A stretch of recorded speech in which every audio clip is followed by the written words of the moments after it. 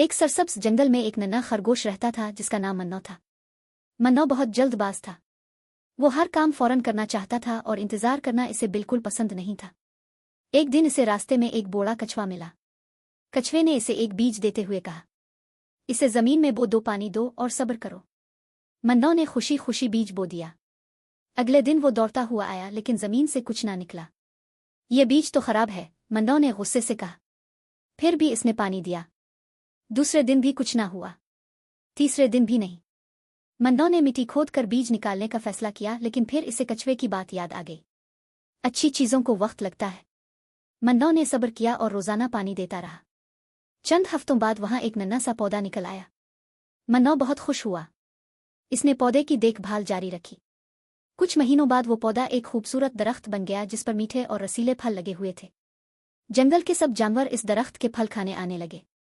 बूढ़ा कछुआ मुस्कुराते हुए बोला, देखा मन्नौ, अगर तुम जल्दबाजी करते और बीज खोद देते तो ये दरख्त कभी ना बनता। इस दिन मन्नौ ने सीखा कि कामयाबी, इल्म और अच्छे नताइज हासिल करने के लिए सब्र जरूरी।